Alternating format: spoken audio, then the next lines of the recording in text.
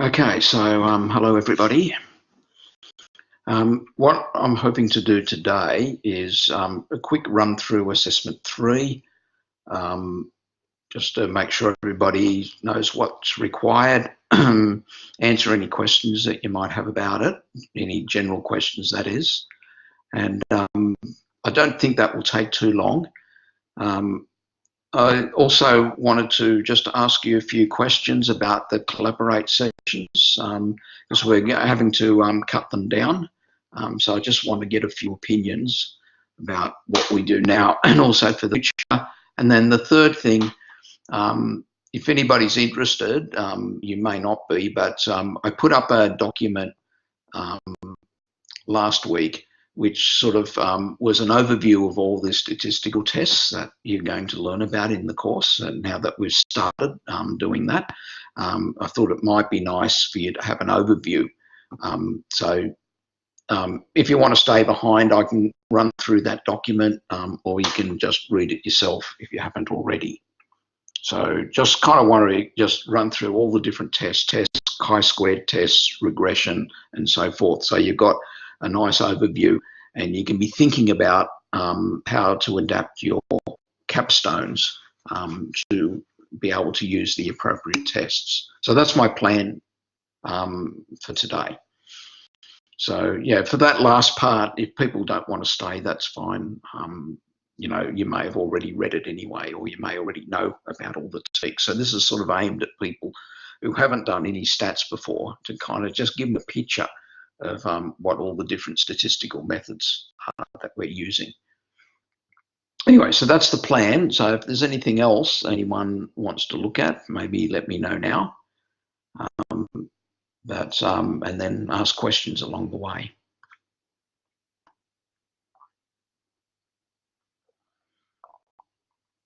Okay. So let's have a quick look at the capstone. Sorry, not the capstone. The assignment 3 is the next one that's up. Just a quick word about assignment 2B. 2B, it's just formative assessment. I'll probably put up some solutions for that tomorrow, so you can just check yourself. So don't hand those in.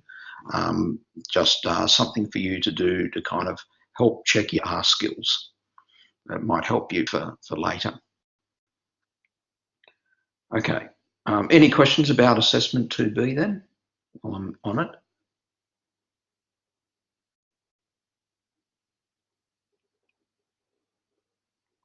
Nothing? Okay. So assessment 3. So this basically, we call that short answers, or it's just basic like a traditional assignment. There's no page limit for this one. It's just answering some questions. We want you to submit 2 files. One is a Word or PDF. Actually, I prefer PDF because it opens quicker, but whatever suits you. And that should contain your answers to the questions plus whatever R code you use to get that. So you would probably start up an R script file and you would use that to answer the questions. So you just cut and paste the relevant bits into the Word file. Now we also get you to submit your R script file, and generally we won't look at that. We'll just look at what's in your Word or PDF file, and hopefully we can judge from looking at the code that it looks correct. But in case your code is not working, we'll want to try and figure out what's wrong with it. That's why we ask to submit the R code as well. So it's 2 files to submit. You can submit the cover sheet if you really want, but I never look at it. Just a waste of time. So it's basically, you've got to remember you need to submit files, R script and Word or PDF.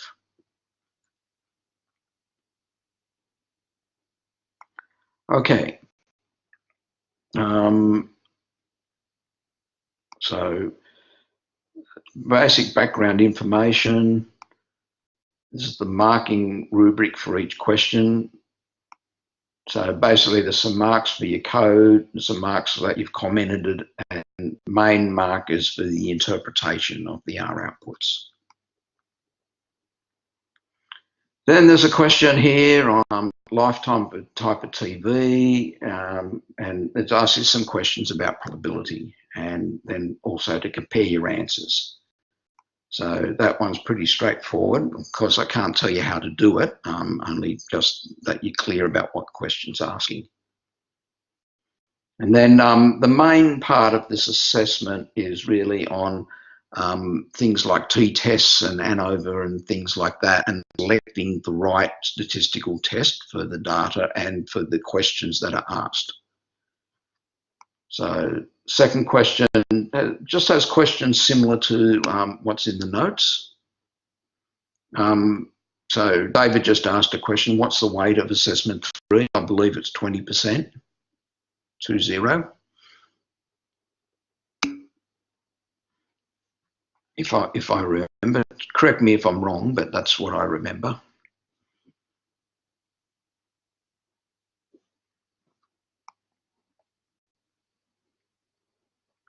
And then question 3 is similar sort of thing. Yeah, basically giving you some sort of description, ask you some questions about, perform some exploratory data analysis. So do people know what exploratory data analysis means?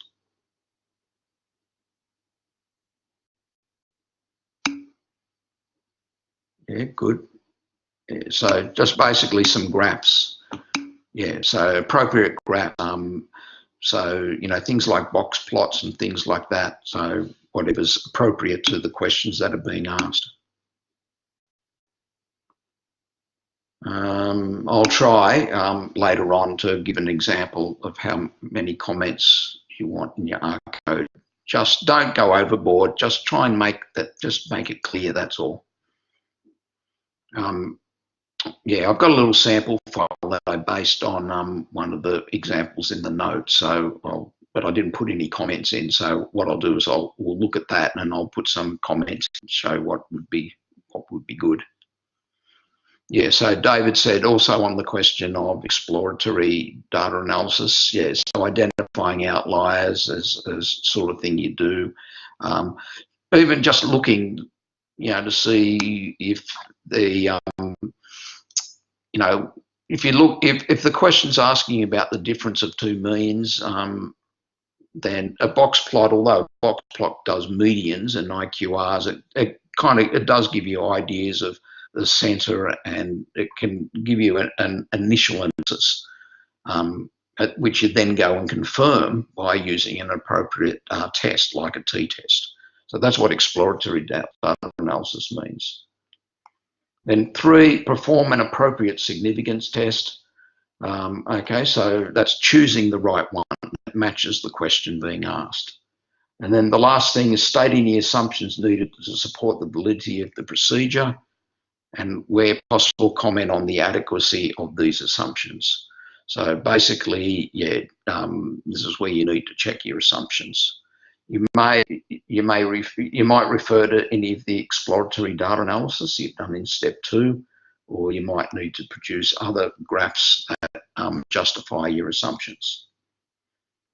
So that sort of thing, again, is very similar to what's been done in the online notes. I'm not sure how far you've got into those at this stage, but these 2 questions, 3 and 2, are very similar to that. And question 1 is similar to question 1's based on the week 3 material.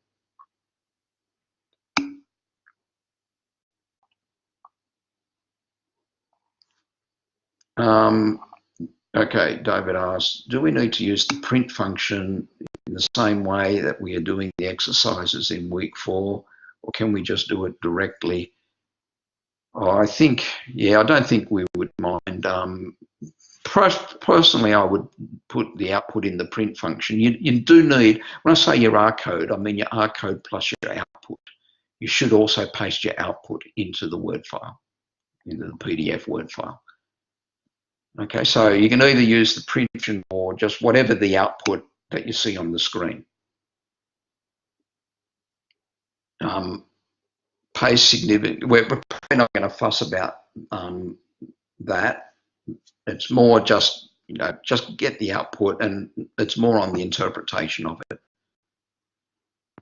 So you can use what's done in the notes, but don't get overly worried about significant figures and things like that, because you're just displaying the output and then you're talking about it. That's all. Okay. That's gone through that. Oh, one other thing I'd just like to point out to you, because it's come up in the past. In question 2, there's a file called beta.csv that's in the assignment folder. So you can download that file from the assignment folder. In question 3, there's a data set called plant growth. Some people mix this up with another data set that we've used earlier in the course, which has got a similar name but different.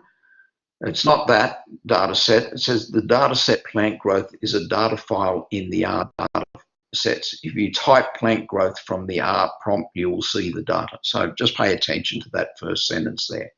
That there's no file provided for plant growth. It's built into the R data sets. Okay, so hopefully that's clear. Okay, there's a couple of questions coming in. Okay, David, what are you confused about?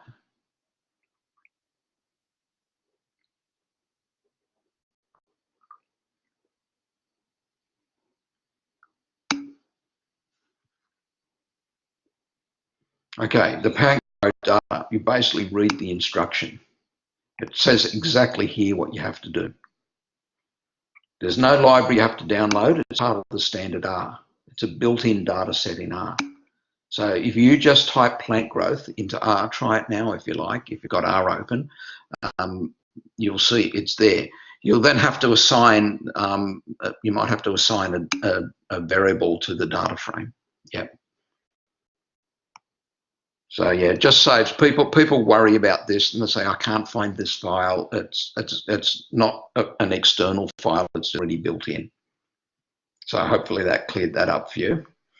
And Daniel asked a question, with the naming, does it have to be, does it have to have the report on the end of the assessment name? Do you just mean the title of the file name?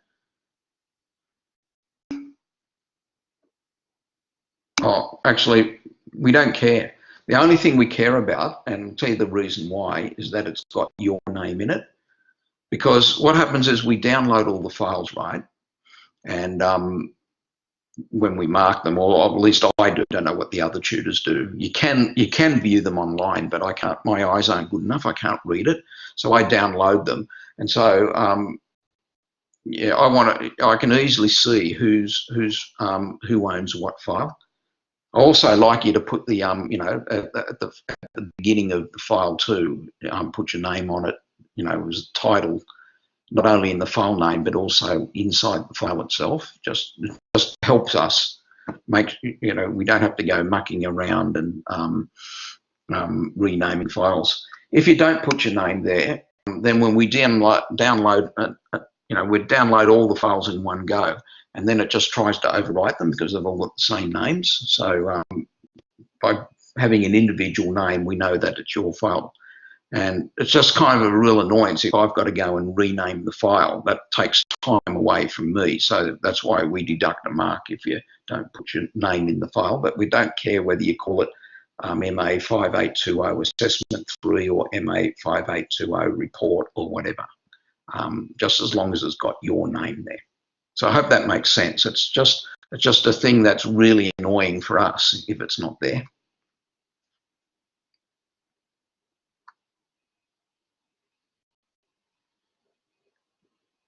Okay.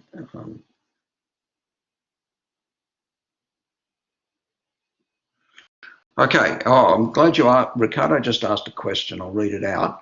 When assessing normality, I have noticed that sometimes when outliers are identified, they are removed from the data before running a test. Is this normal procedure? So should all outliers identified by any means be removed every time before running a test?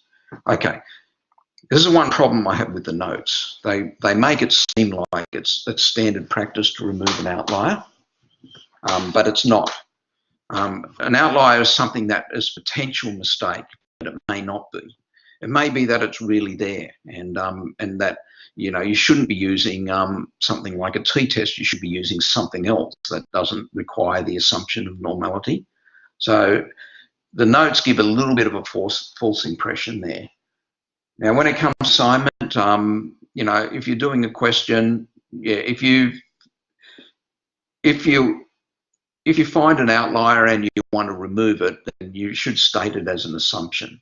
And this is, again, if you were kind of like a professional and someone had given you some data and you had to do an analysis, well, normally you go back to them and say, oh, I've got we have a possible outlier here. Can you tell me about it? And you'd figure out whether it's a mistake or whether it's really there. But if you say really under the pump and you had to get a report out early, well, what you say is that, okay, we've done this analysis. We've assumed that this outlier is a mistake, so we've removed it. Okay, so does that make sense? You shouldn't, as a rule, you shouldn't just remove it as a matter of course. You should find out why it's there. But sometimes you don't have that option. So then maybe you're making an assumption or something like that. Or maybe there's another test that that can handle outliers. So yeah, these are the decisions that you have to make in this assessment.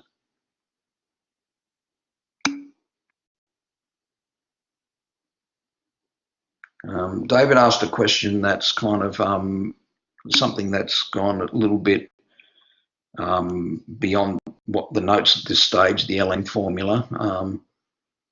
I don't really understand your question actually about removing error. That's not what its purpose is. So yeah, I'm sorry, I don't understand that question. Maybe you can ask after the session because it's sort of not relevant at this stage to most students. Okay, Ricardo's good. Let's see, other questions coming in. Yeah, it's all right. I don't mind you asking. I just don't want to confuse everybody.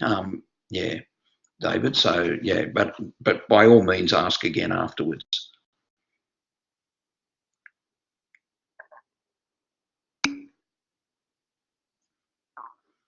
Okay, Isabella. What do you mean you can't find it?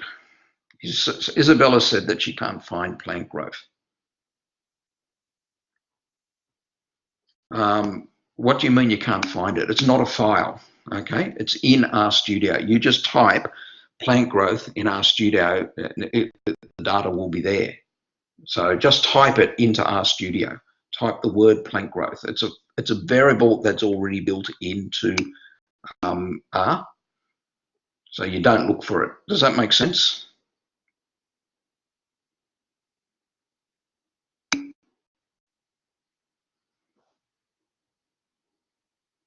Okay. Now, Rue asked a question, difference between n-row function, length function. Can we save these sort of technical questions up till later? I'll answer this one, but I kind of want to keep things focused at the moment. So n-row is just a function that gives you the number of rows of a data frame. The length function gives you the number of elements in a vector. So they're both ways that you can use to return say the sample size, depending on what you want to get it from. So if you want to get it from a data frame, n-row is good. You can also use the length function by just extracting maybe a single column of the data frame and say, what is the length of that column? That'll give you the number of data points as well. So just two different ways of getting the sample size.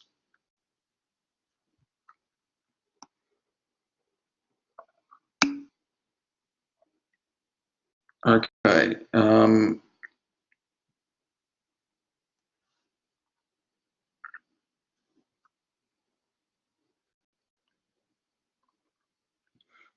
So Nuru said, for one of the data frames, I got n-row equals null. Well, there's probably a mistake. Yeah, something wrong. I suggest you post it on the discussion forum and someone will help you out. keep it to the end, yeah, because yeah, we're getting a bit sidetracked, but yeah. Okay, someone else asked a question before I answered James's question about the commenting. There are two links about commenting. You don't have to follow it strictly. They're just guidelines. We just don't want to see just raw code without any comment saying what it's doing. Okay, so we're not following strict rules. We just want to see some commenting there. That's if that makes sense. I'll show you in a second what I think is reasonable. If you can wait. And James, how important is the elegance of our code, or is it just getting the right answer good enough?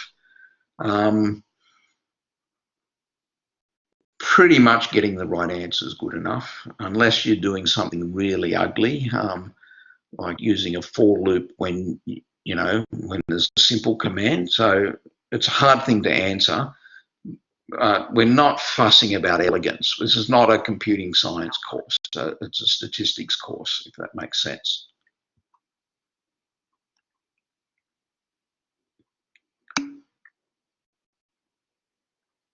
Okay, good. That made enough sense, I think. Yeah. Okay. I know some people have done computing science courses and they tend to be really fussy about elegance of code and things like that. And R's not, I describe R as an elegant language. It gets the job done. Python's an elegant language, but R, well, I don't know, but I don't think R would be described as an elegant language, but it's a convenient language. It has lots of, it's written by statisticians for statisticians. Okay, what was I going to do? Oh, I just had a couple of slides I'd like to go through first, and then I'll just show you. I've made a little bit of a rough attempt to format for the assessment so everyone's clear on that. So let me just get that organised.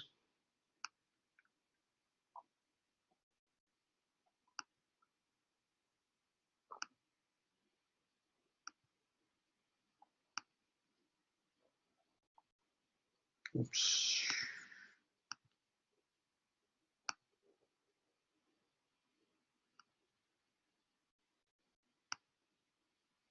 Hmm.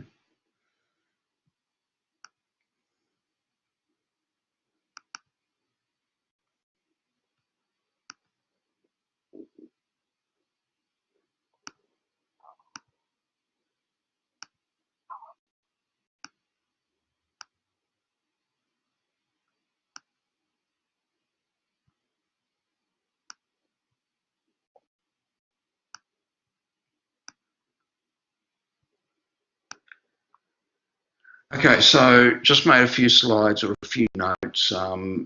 Probably just repeat some things I've just said, but it will be there. I'll make that available to you. 3 questions from weeks 3, 4, and 5. Assessing your understanding of probability and the selection of appropriate statistical tests. Because unlike assessment 2B, you shouldn't really discuss any specific questions on the discussion forum that give away the answer. Okay, so I hope everyone's clear on that. Oops, I just got rid of my file. There it is. Submit 2 files, a Word or PDF file and your R script file. The Word PDF file is self-contained. It should answer the question. So it has all the R code plus all your graphs plus all your comments and explanations. So we don't really want to look at the R script file unless we have to. So normally we'll just download the PDF file and try and mark it. It's only if you're getting the wrong answer and we can't tell from looking at your R code that's in the file that we might then take your R script and try and run it and figure out where you went wrong if we can't figure it out. So just cut and paste from your R script and what I just said there about it's only just in case. General advice, read the question carefully. The appropriate statistical test can be highly dependent on the data and the hypothesis being asked. So again, just read the question. And the other point, for each question, only the most appropriate statistical method. Don't put several methods in, because then your answer will be unfocused. You have to make a choice and pick one statistical test. Okay. Lisa just asked, will the slides be made available? Yeah, I always do. I'll make these available.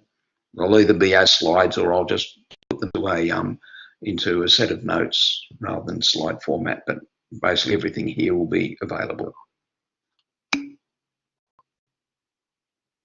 Okay. So format, let me open another file.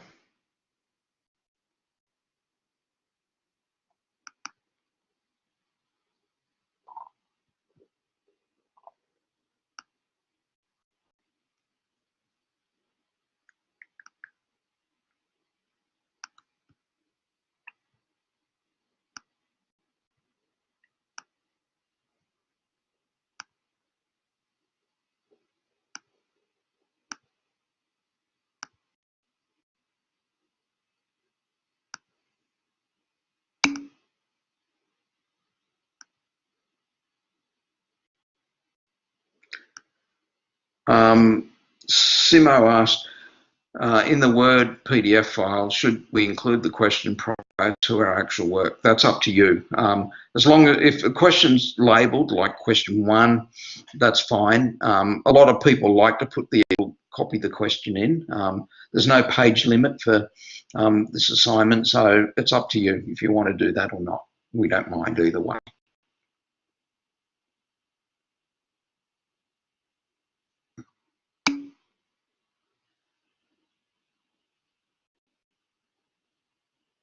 Okay, a couple more questions coming in. Okay, do we only use the base libraries or packages? That should be all you need to use. If you want to use something different, what I would ask is that you put the install command on the in your R script, because I know last time when we were marking them, when we did run the R script, we find, oh, I don't have that package, then I've got to go install that one, then I have to install another, and it and then it just try and think of the marker and be kind to the marker by saying, yeah, if I'm going to use an extra package, not only put in the library function, but also the install command as well. Okay, so Daniel asked, if there are multiple ways we could get an answer on R, should we state them, or best to just have one answer? It's best to just have one answer. You won't get any extra marks for providing multiple answers or multiple R code, so there's no point to do it. And as I said before, when it comes to the statistical test, if you put in 2, you might actually lose marks, because you're asked to find the most appropriate, and then by putting in 2 says, oh, you're not really sure. So it's better that you really need to just do 1. Peter asked, I'm not sure if I saw on your slides, if you use Markdown, can we just submit the one document? Unfortunately not. If you use Markdown, you still need to create the PDF file or Word file, because that's what we want to mark. We don't want to run we don't want to run the R script or the R Markdown if we can avoid it. So if you use R Markdown, you would submit the R Markdown file instead of the R script, but you also need to produce a Word or PDF file from the R Markdown. So for people who don't know what R Markdown is, it's a way of combining text and code. It's quite neat. Some people say we should insist that everybody does it that way, but I think there's enough hurdles for people who are new to R to have to use an extra tool. But if someone chooses to, we don't mind, but don't just submit the one file, because it makes us having to run it. And there are all sorts of problems with us running files that, you know, we try to run it, then the file that you're referencing isn't in our directory, and then we've got to muck around, and then it takes ages to mark. Can we use HTML in Markdown? No, has to be. It says specifically you need a Word or PDF file. Is that what you're asking, David? When you say, can you use it in Markdown? Yes, you have to submit a PDF or Word file. I know Markdown will allow you to submit a HTML, but we want it as a Word or PDF file. I think it's pretty easy to produce in our Markdown.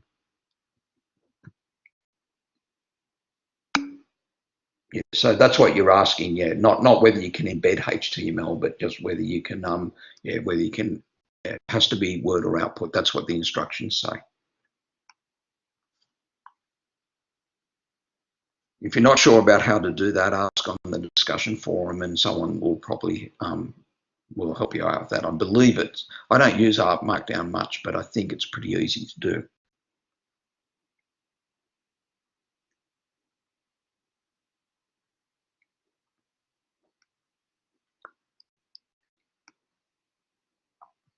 Okay, one more question coming in, then I'll just take you through something.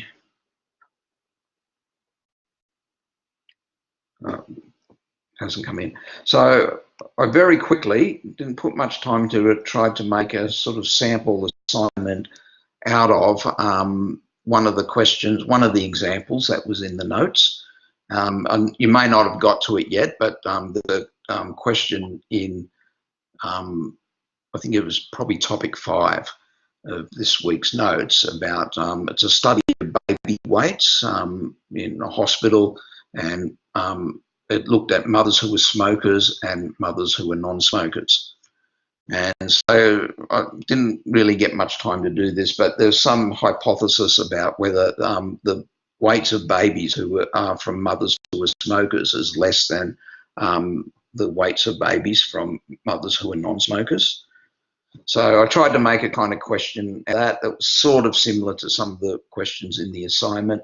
So state the hypothesis. So that's kind of my stating hypothesis.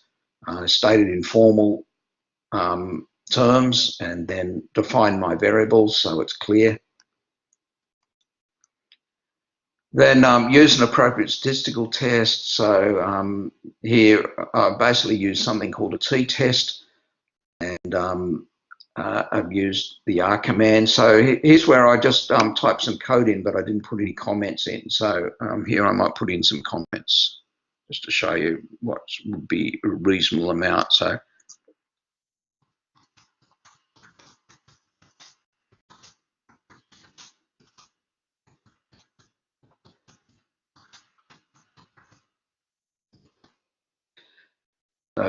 just beside that, I'll put read the data into data file, or I could just say, read the data file into a data frame variable, which is DAT, obviously. And then, so next one, it's comment probably too big to put on the side, so I'll put it here, perform.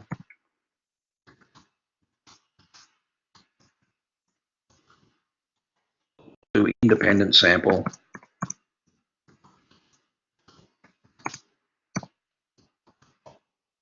T-test. And I could go through and I could explain what all the options are, but I think they're self-explanatory. So, yeah. Okay, so did I write something wrong? As I said, I did this very quickly.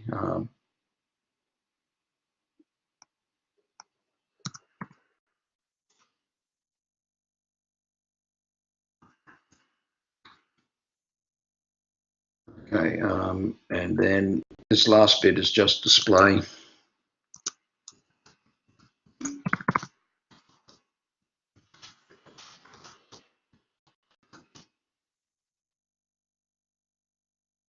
Okay, and then below here I've got the output, copy of the output that came from Art.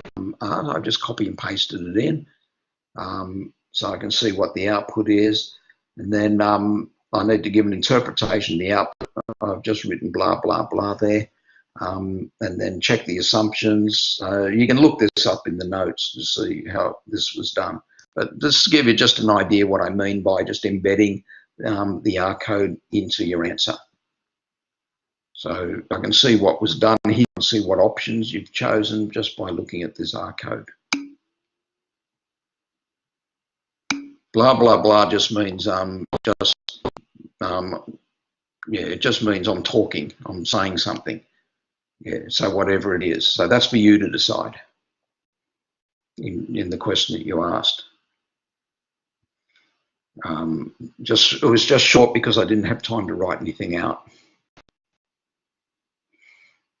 But no, so blah here means an interpretation of the output. So it means what's meant by this T, what's meant by the P value, what does it mean in terms of the hypothesis? That's what I mean, sorry. Okay, let me scroll up a bit. Oops. David had a quick question on the p-value return. Yeah, what was that? Sometimes a number is too long and therefore gets returned like, yeah, so that means it's effectively zero. P-value can never be zero, but sorry, it won't be e to the 9, it might be e to the minus 09.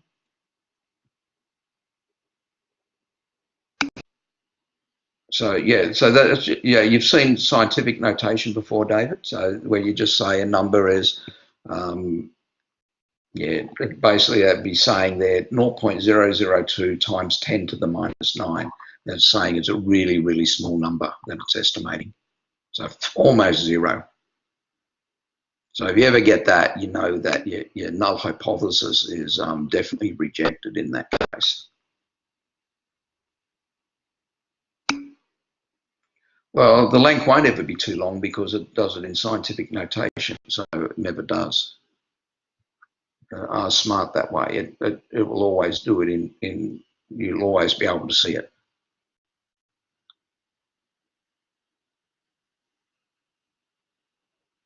Where it says exploratory data analysis, so that meaning some things are expected to include the code for this. Yes, you should.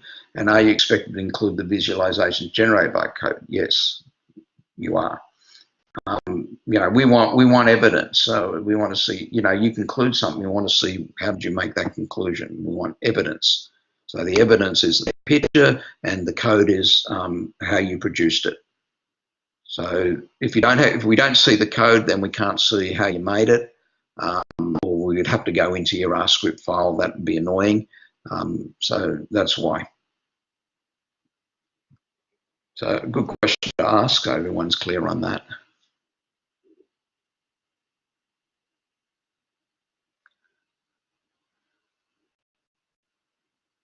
Okay, so that's pretty much it for assessment 3.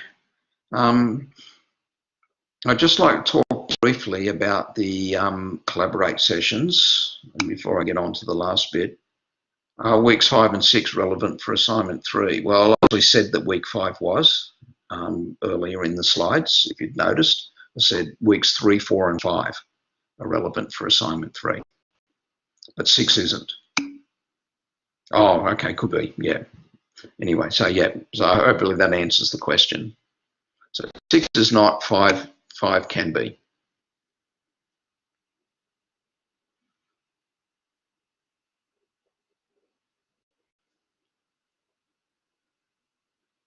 Okay. Right. Well, Emma's typing an answer, a question, just say, the collaborate sessions, the tutors have been under the hammer at the moment with all the marking. There's a lot more marking than expected for this subject. So we kind of got together and we made a decision that we wouldn't offer as many because basically the ones that Mustafa and Zelani were giving were kind of repeats of each other.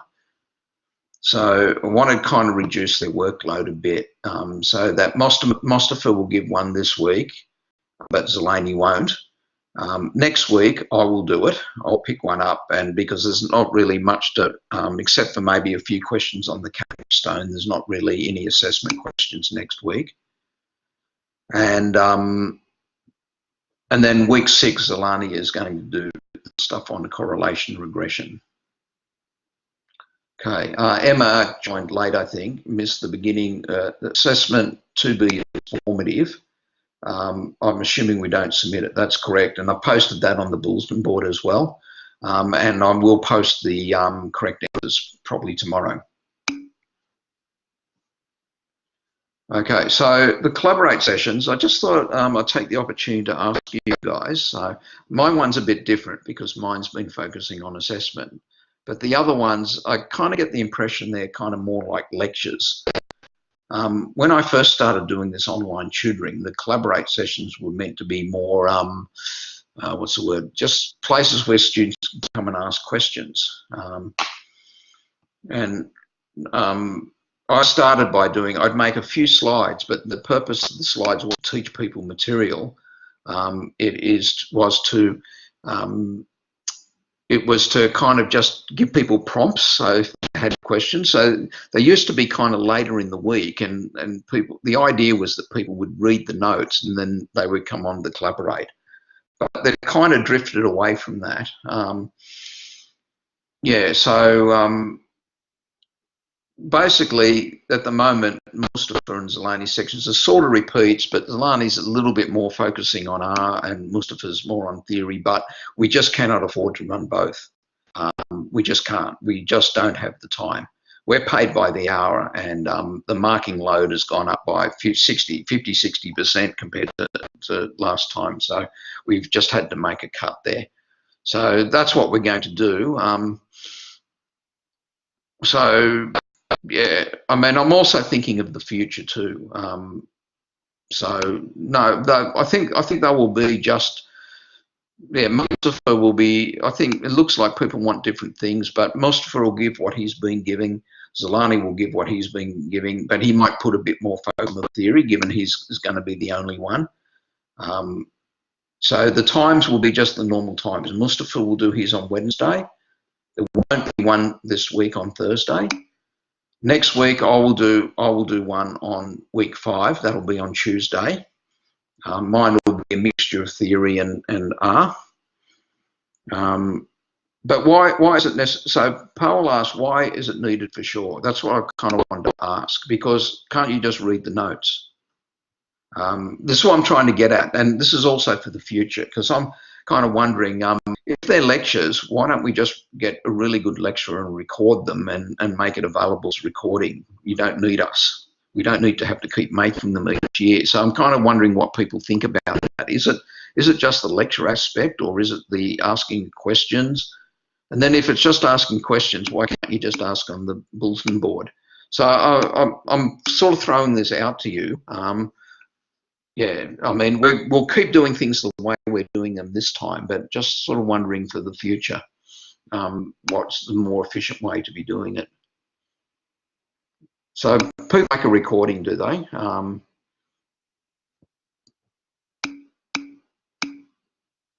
Yeah, so that's, but so what's the point? You like to hear people talk about it rather than just read the notes, or do you value the questions? Yeah, there's probably no one answer to this. It's probably everybody's different, but I just wanted to get a few thoughts, because I'll talk to Yvette and about what to do in the future, and yeah.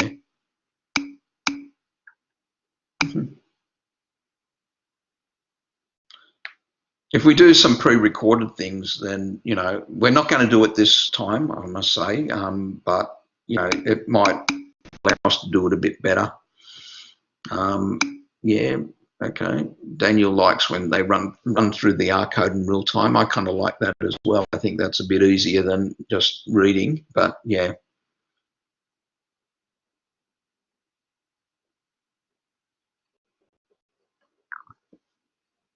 Okay. Yeah, I think yeah, nothing's going to change now, except that what's going to change is we're not running as many sessions, but the format will be pretty much the same. We'll keep recording the sessions, but yeah, I just wanted to pass some things off. So again, I might ask you guys in week 6 about what you think about that.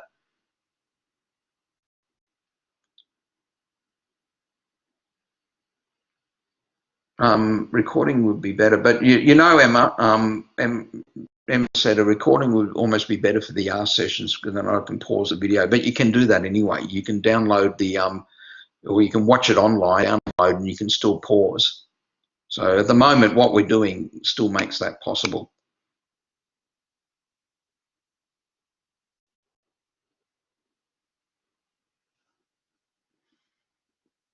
So anyway, a few more opinions coming in. Yeah, I think no matter what, we would still probably keep the sessions on assessment, although they're probably the least interesting to give. Um, I kind of like doing the theory, and actually I like demonstrating R, but unfortunately I got this job this time.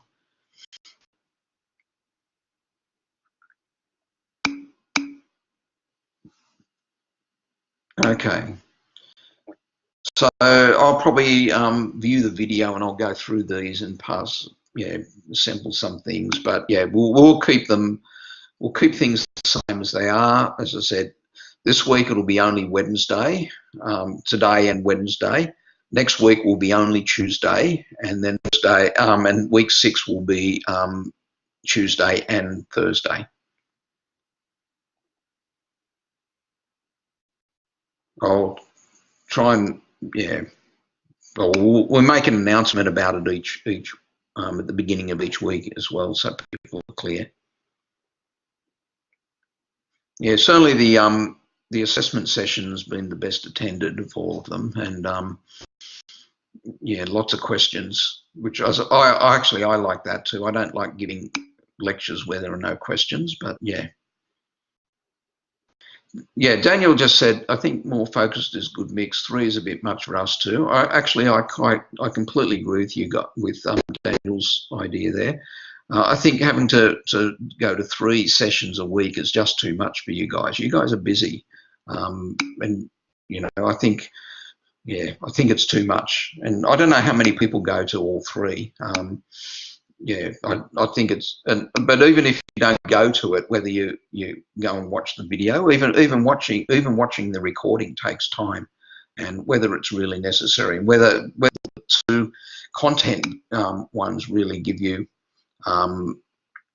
anything enough sufficiently different to justify the whole hour watching it. Yeah. Whatever we do, we will always record it because not everyone can make it to these sessions, and we can't assume that. So we'll always record it, so don't worry about that. Okay, so I think that's about it. I might now, the last thing I was going to do for those who are interested, other people might want to leave now if they already read it or already have a good idea of statistical techniques, but I thought I would just very, very quickly go through that document that I put up, which sort of overviews all the statistical techniques and what type of data they're used for.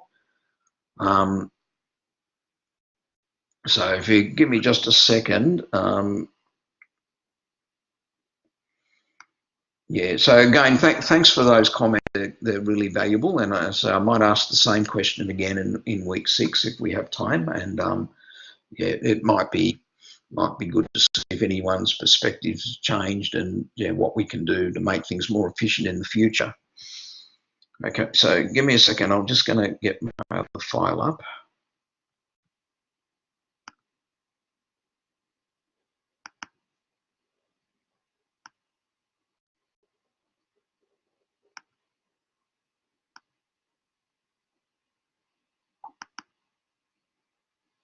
I picked the wrong one, sorry.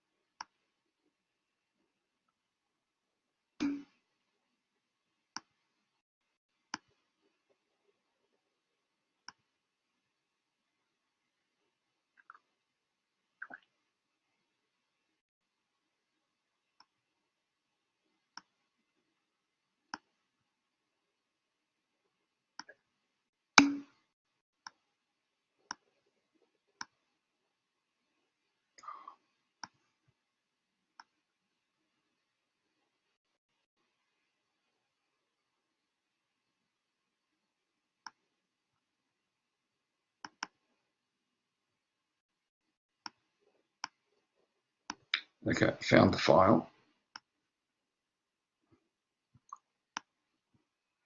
make any slides out of or anything like that because I wasn't really sure whether people would be interested in this or not. But I'll tell you in a second as soon as I've got it shared.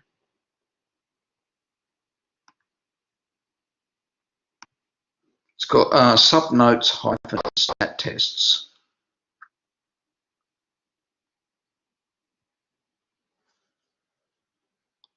So I posted in week 3. Does anyone want me to post it again with the notes from this Collaborate session?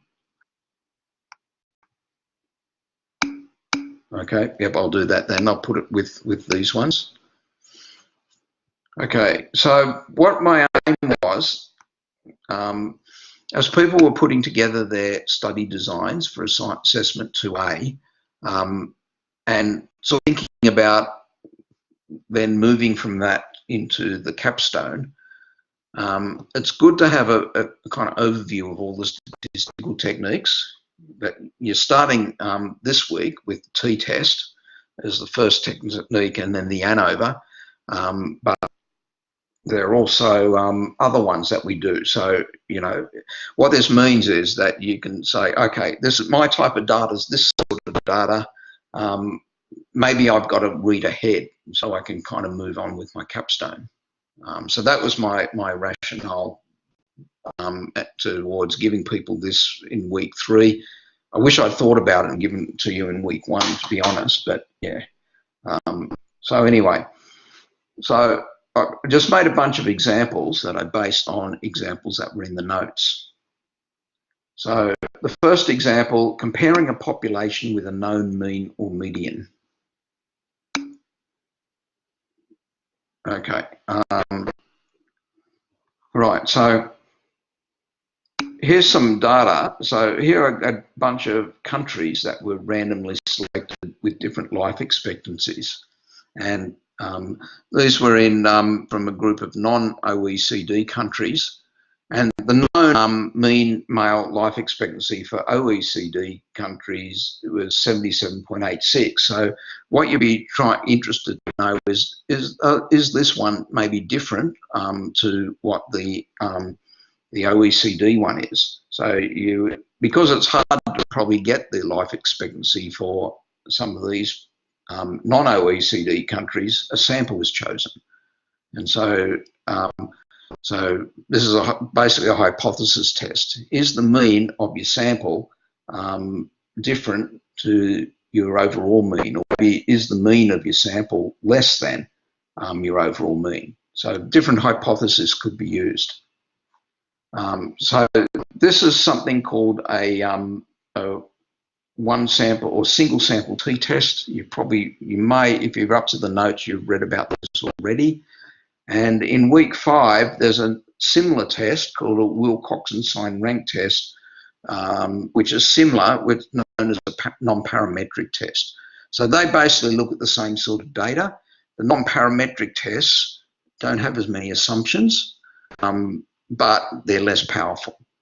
So if you satisfy the assumptions, you're best off using the standard t-test, the one sample t-test. But if your assumptions are not satisfied, then such as normality of your data or so forth, then the non-parametric test might be best. So, you know, if you haven't got your data yet, then you won't know. But if you've got your data and you say, yeah, I want to use a t-test, but it doesn't look like I can, then you might say, oh, what you might find is in the week 5 where we do the parametric tests. Okay, the second example, I'd say this is probably the most common one, is where we're comparing 2 different populations. And actually, this is probably my favourite data set for the course, but the one that involves the baby weights with smokers and non-smokers. And in this case, the data set, I think I've reduced a little bit, but what we've really got is here. Another thing is that it's good to think of your data, if you don't already, think of your data as a table. And with columns are your variables and rows are your observations. Okay, so rows are your data points. So, of course, I don't give all of them. I just give a bit of a sample. But so here we got age. I think this variable was the mother's weight in pounds. This was an indicator variable for the race. This was whether it was a smoker or a non-smoker, and this was the birth weight. So they've collected quite a few variables, but in this study they were interested in this variable and this variable. So it turns out the birth weight is the response variable. The smoker is the explanatory variable. It's explaining the birth weight, or it's attempting to explain the birth weight. Is the birth weight different because it's a smoker compared to a non-smoker? And you can think of these as data set as just for the smokers, just one sample for the smokers and one sample for the non-smokers. So you can often think of it as two populations contributing two samples. Or here we're thinking of it as one population with an explanatory variable indicating whether it's a smoker or a non-smoker. So it's just different ways of thinking about the data. Can you do a statistical test smoker and race? Nero asked. No, not with the techniques in this course. You can't. Because basically the response variable has to be a pretty much a continuous variable in most cases. You can get away with ordinal variables in using some of the non-parametric tests, but you can't do race and smoke because they're both nominal variables. So yeah, I don't even know if there's any test that. Oh yeah, there's probably something called a logistic regression that might be able to do that. So again, when you've just collected variables, sometimes there are some things that you're just not going to be able to do in this course. So that's why it's good now to kind of look at your data.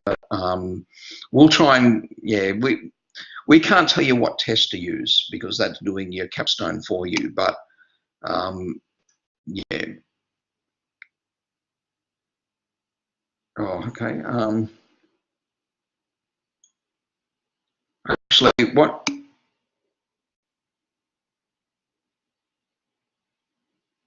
Okay, I thought, okay, so let's go through.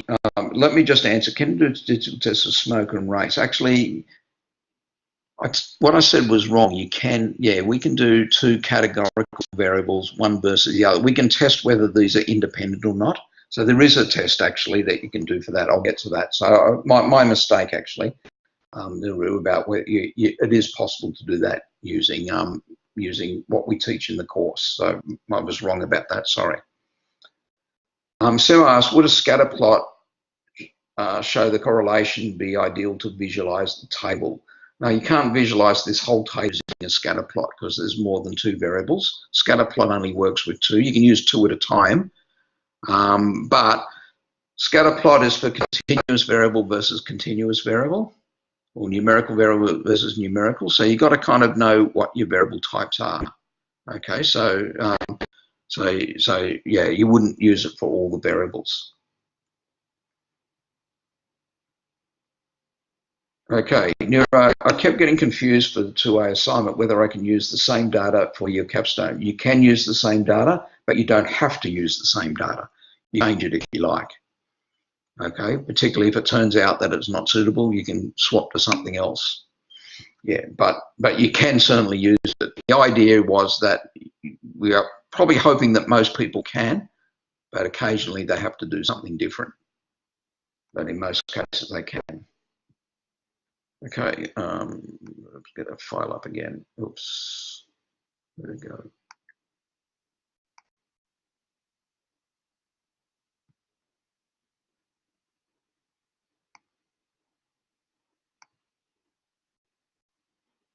Oh, sorry, I just lost my file. Did I close it by accident? Oh no, it's not a Word file, that's why. Okay, so that was the second example. So basically, yeah, this is where they collected other information, but the two variables they were focusing on was the smoker status and the birth weight. Okay, so this is an example of where we're comparing two populations.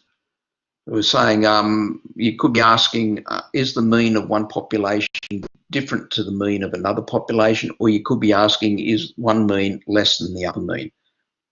Okay, so that's an example of an independent samples t-test, which is what you're learning about this week. And there's a non-parametric version of this test which doesn't have as many assumptions, and that non-parametric can be used if the birth weight was instead an ordinal variable. You can use the non-parametric version as well. I know some of this, for people who are really new to statistics, it's a big ask. Yeah, you have to read it to make more sense, but yeah, there's a lot of terms being flashed around that that are new to you. Example 3, population of pairs. One of the important things when you're comparing populations is that your data is independent, your observations are independent. There's one case that you can do where they are dependent, and that's when you're looking at pairs of data, where the data come in pairs, and that's known as a paired t-test. So yeah, if you have a problem with independence, as long as it's only with pairs, you can do a paired t-test. But basically your experimental unit is the pair.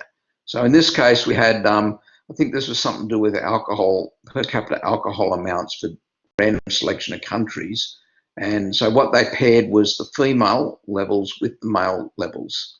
And so each experimental unit was a pair from various different regions. So again, you can read a bit more about that, but that's about the only thing that you can do that involve data that's not independent. Now, what if you've got more than 2 populations you want to compare? Okay, well, that's handled by something called an ANOVA test. And oops, I got some data here.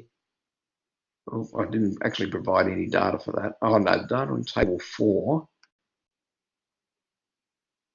Oh yeah, it's okay. Yep. So if we look at this data,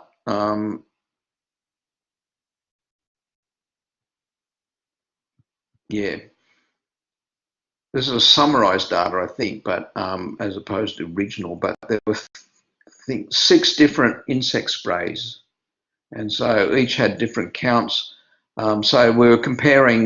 We might be interested in asking about 6 different populations: A, B, C, D, E, F. So when you've got more than 2, then you can use what's known as an ANOVA test. So far we're pretty much all on week 4, except for the non-parametric versions, which are week 5.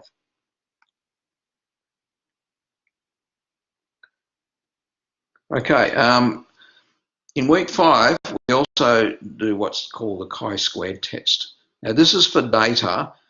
There's 2 cases of this. One is, this is basically when our data is categorical variables, usually nominal variables.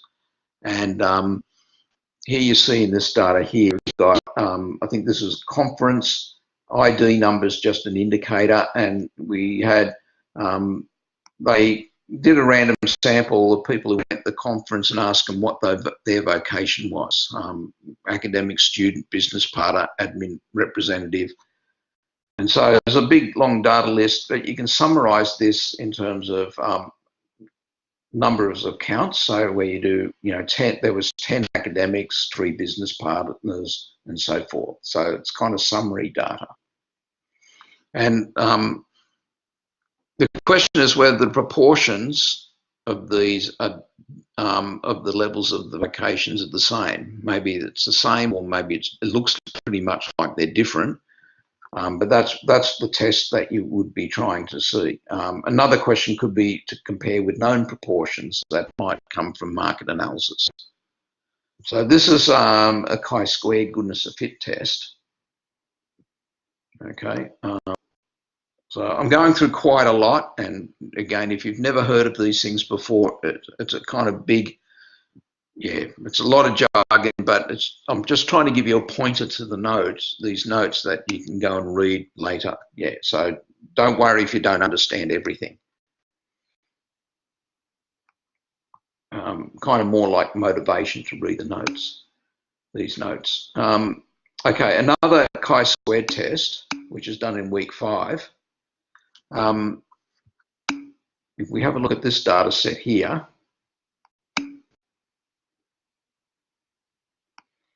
okay, so this was a data set on whether fish with 3 infection levels are eaten, eaten by birds or not. Fish aren't eating fish, it should be birds here. That's a mistake anyway. So basically their data was, they had all these fish and laying around, and some were lightly infected, some were highly infected, and some weren't infected at all. So they had 3 classes of infection. And then they had a categorical variable, basically yes or no, whether they were eaten by birds. So what's the purpose of this data? What's the sort of research question? Is that you might be interested, can birds tell whether the fish were infected or not? Okay, so the way we would answer this would be, is the infection status and eaten by bird status, are they independent? If they were independent, that would mean that that the birds really couldn't tell whether they were infected or not. But if they weren't independent, then it's likely that they could tell. And so with all this data, you can summarize this into what's known as a two-way table, or contingency tables, another word, where you look at what the counts are, and the chi-square test is used to analyze this data. Yeah, so if you look at it, actually, I wish we didn't have to go through this quickly because there's lots of interesting data sets, but you'll read about them all in the notes. All these data sets are from the notes and their examples. Eaten by birds, yeah. So the highly infected ones, it looks like they didn't like. Oh no, they like. Yeah, it looks like they liked the high infected ones, and they didn't like the lightly infected. Yeah, that's kind of weird, actually. I wonder if I've got that the wrong way around. I'll have to check. But anyway, it's kind of weird data. But the point is, you want to know whether there's these 2 variables, eaten by birds and not, the bird status and the infection status are independent or not. Yeah, so it could be, yeah, it could be whether they were catchable. They didn't really say what I didn't get enough information about what they were actually doing in the experiment from the notes, whether they were just leaving them around for them to eat, or whether they were actually fish that were swimming around. So yeah, you need to know a bit more. Okay. Right, so basically when you're dealing with counts of categorical variable counts, there's something called the chi-squared test, which is in week 5, which is next week. Okay, then we get on to questions that involve just 2 continuous variables. One of the things you would have noticed so far is that everything that we do is only with 1 or 2 variables. We don't do anything with more variables. Lots of stats was done with lots of variables, but in this course, being an introductory or foundation course, we're only doing stuff with 2 variables.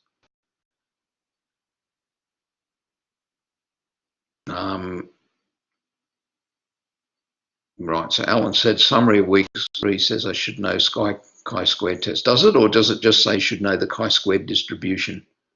Does it say? I'll have to check, but anyway, it could be a misprint, but yeah,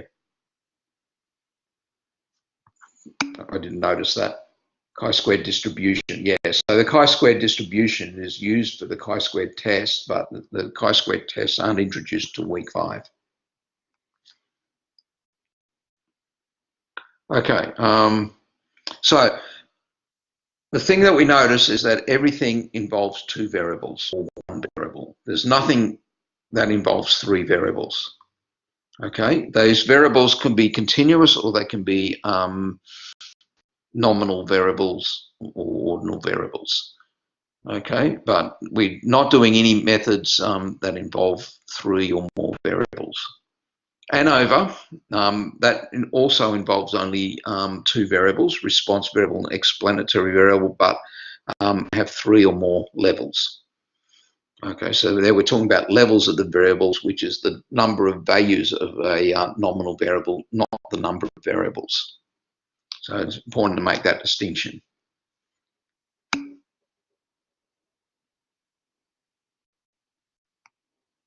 Okay, right, so one question, when you got to continuous variables, so in this one here, we've got countries and different life expectancies of female, life expectancies of male.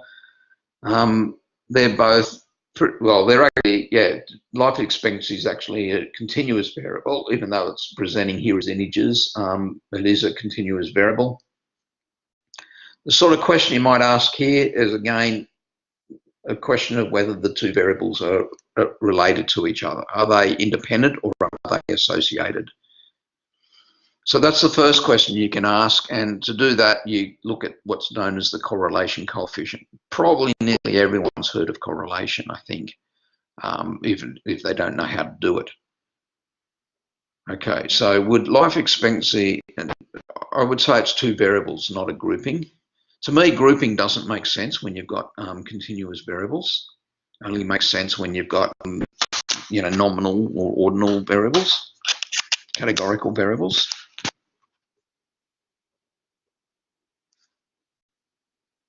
So yeah, there's no real grouping. There's just two different variables, and we're interested in whether they're independent or not. But the other thing we could ask is, we can also ask something a bit more. We can ask is the male, if you know what the female life expectancy is, does that predict, can you use that to predict what the male is to some extent? And that's basically doing a linear regression, which is fitting a line. If you've got a scatter plot, that's fitting a line to points, which everyone probably would have seen. But the regression idea is that if you've got a sample, what can you infer about the population? So that's week 6. So if your capstone involved two continuous variables, you pretty much have to read ahead there, because it's going to be a bit late waiting till week 6 to do it. But most of you probably would have had one continuous variable and one categorical variable, which might be like comparing two populations, and that's probably the most common one that people do.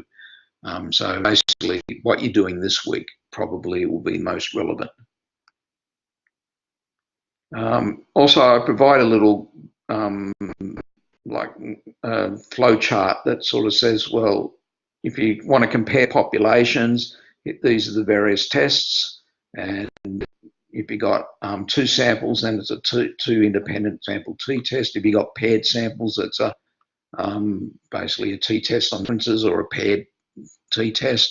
If you got greater than two samples, an ANOVA test, and then various things where you got relationships between variables depending on whether they're categorical or continuous. Whether it's a chi-square test or a correlation or a regression. So that's sort of help you kind of decide. So if you haven't seen that note, you might want to look at it. I'll post it again. I'll post it with the notes from this Collaborate session. It'll be tomorrow morning. So if you haven't, to go back to week 2 or whatever when I first posted it.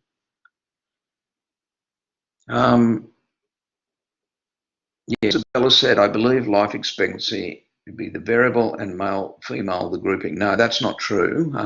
They are both variables in this case. If we go back up to here, they're both variables. No one has any preference to the other. So if you're just wanting to know whether these variables are related to each other, then you would see if they're correlated or not, what the correlation coefficient is. But if you want to see if one predicts the other, and there's probably for this data, there's no real reason to, there's not a great reason to do that, but you can still do it. If you know what the life expectancy of the female is, can you predict the life expectancy of the male? Okay, so that's basically trying to fit a line of best fit. So like I said, Isabella, grouping really only makes sense when you're talking about categorical variables, not really continuous variables. Okay, David's off. That's good. I think I'm just about finished. Going through this. So there was a lot to explain and a lot to get through, but I just think it's kind of valuable. It's a valuable set of notes to kind of know where you're heading. So hopefully find that useful. Okay, so I think we'll finish up now, except for if there's any other questions anyone wanted to ask. Yep, I think I'll just end the recording now, though, so don't forget.